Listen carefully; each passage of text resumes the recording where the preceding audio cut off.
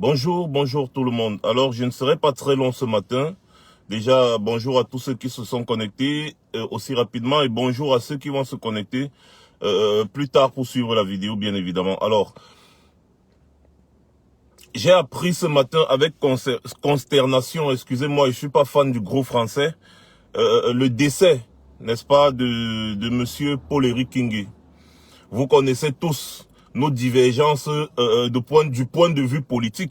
Mais cela n'empêche que sa mort soit un drame. Sa mort est un drame. C'est un homme politique camerounais, quel que soit son bord, quelle que soit son opinion ou son point de vue politique. C'est un homme politique camerounais qui s'en va. Et quoi qu'on dise, Paul-Éric Kingué avait quand même une carrure politique assez importante au Cameroun. Donc, sa mort ne saurait se passer comme ça. Je suis désolé, les gars. Je suis désolé, le gouvernement de Yaoundé. La mort d'un homme politique ne doit pas se passer comme ça. On ne doit pas annoncer la mort d'un homme politique comme ça. C'est-à-dire, on dirait que c'est un n'importe qui est mort. Mais non, non, c'est pas un n'importe qui est mort. C'est un homme quand même qui était sur la scène politique depuis des années, qui faisait ce qu'il pouvait, quand il pouvait, comme il pouvait, quels que soient ses choix. Apprenons à respecter au moins c'est-à-dire la mort de nos hommes politiques. On va avoir des divergences d'opinion, n'est-ce pas, avec des personnes, mais cela n'empêche que Paul-Éric Kingué représentait quelque chose pour des centaines et des centaines de personnes, des milliers de personnes, voire.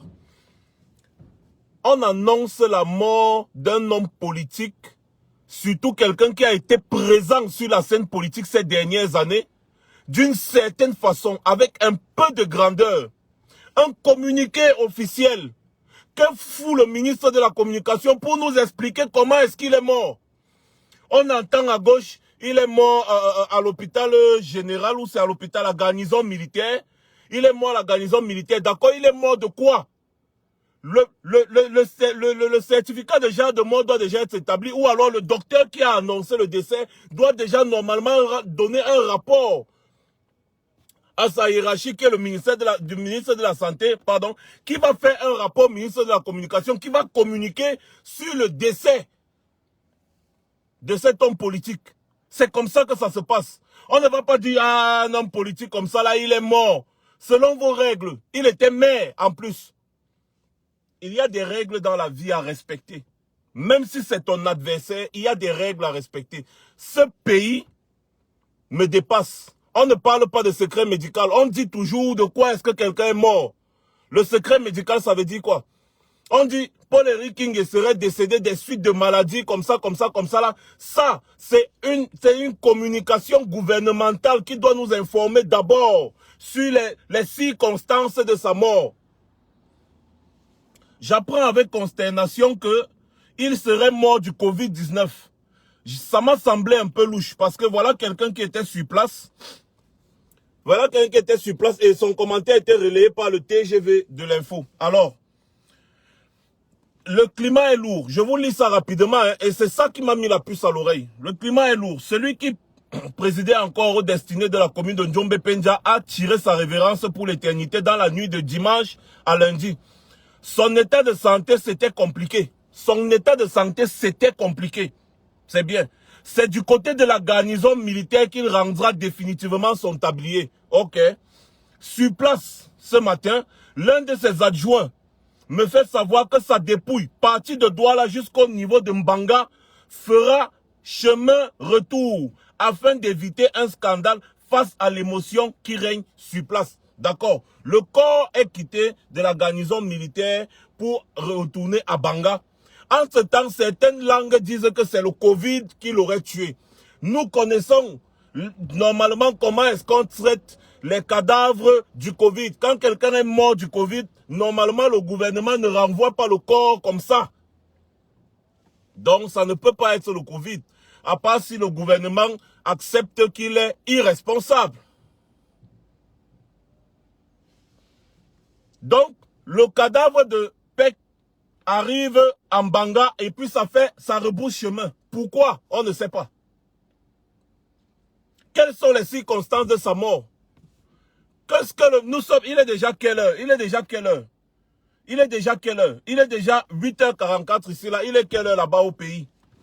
Qu'est-ce que le ministre de la Communication attend pour annoncer officiellement sa mort? Ou bien peut-être il a déjà fait pendant que je suis en train de parler. Quelles sont les circonstances de la mort de cet homme politique?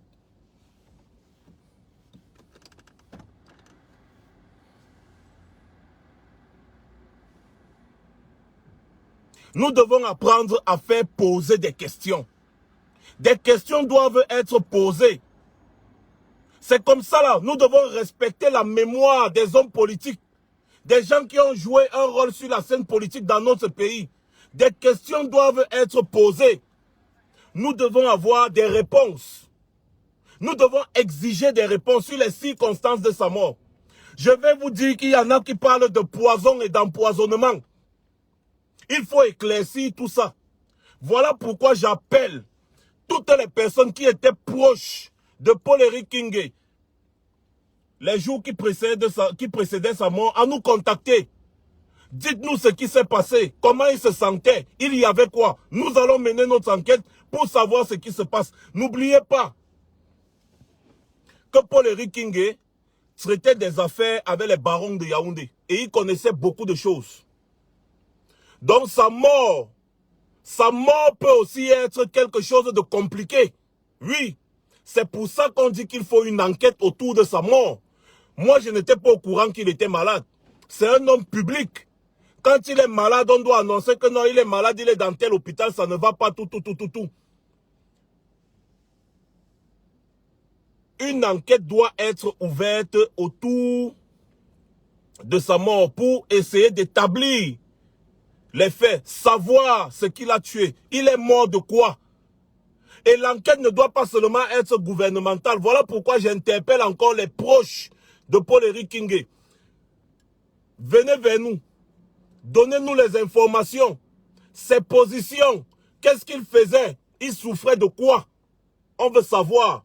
Parce que ne négligez jamais la mort d'un homme politique dans un pays.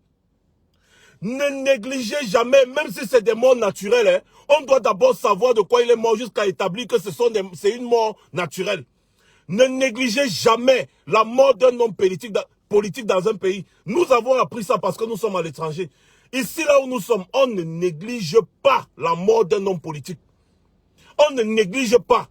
Surtout un homme politique qui se dit opposant. Ou alors un homme politique qui a des accords bizarres avec le pouvoir en place. Quand on sait que le pouvoir en place est un pouvoir dictatorial capable de tout.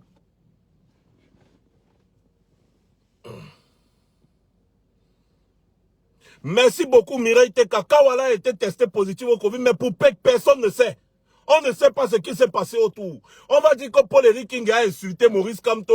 Paul-Éric Kingé nous insultait. C'est même lui qui nous a donné le nom de Taliban. Il n'y a pas de problème, mais on ne doit pas se réjouir de sa mort. Non.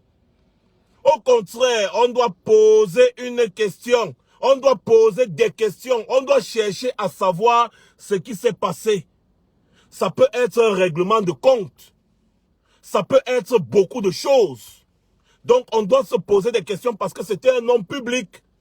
Quelle que soit son opinion politique, quelle que soit sa position politique, c'était un homme public et nous devons avoir des réponses.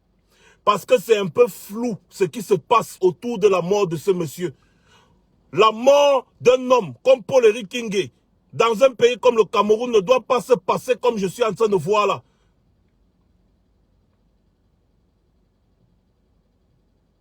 Attention.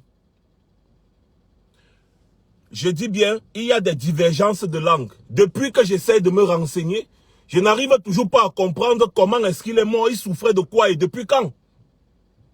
Il souffrait de quoi et depuis quand? On nous annonce, je me lève le matin, le téléphone ne fait que sonner, je mets sur silencieux.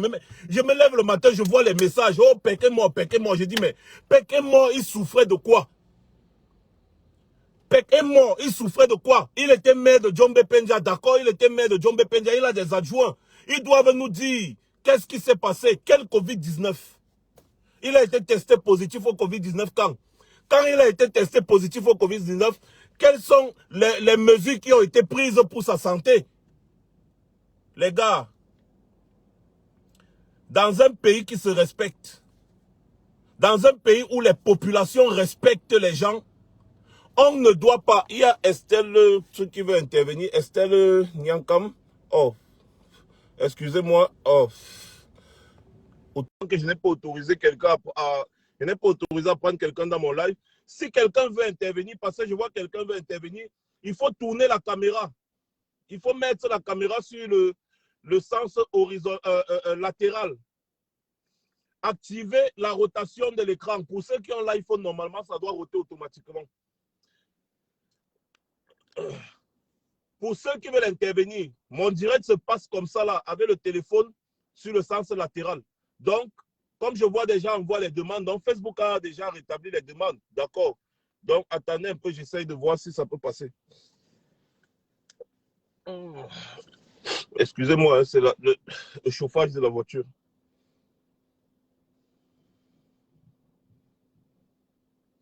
La mort d'un homme politique ne se passe pas dans un pays, ça ne se passe pas comme ça, non. Je suis désolé, ça ne se passe pas comme ça. Bon, horizontal ou latéral, moi je parle seulement, mettez le téléphone dans le sens latéral. Ouais, horizontal, je crois que c'est debout, non, ou bien je me trompe, moi je ne sais plus. Vous tournez le téléphone, vous activez la rotation automatique. D'abord, activez d'abord la rotation automatique et ensuite vous tournez le téléphone. Voilà. Je vais encore essayer de prendre une autre personne pour voir si la personne a compris.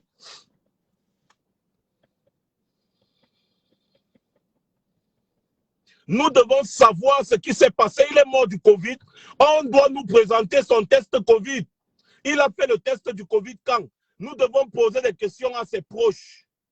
D'accord, au sens horizontal, comme vous voulez, mais tournez le téléphone. Ne mettez pas le téléphone comme ça, tournez le téléphone comme ça. Vous tournez le téléphone comme ça. Voilà. J'essaie encore avec Estelle pour voir. Merci beaucoup. Voilà une autre question, Alain Joël. Que s'est-il passé à la garnison militaire de Douala? Que s'est-il passé?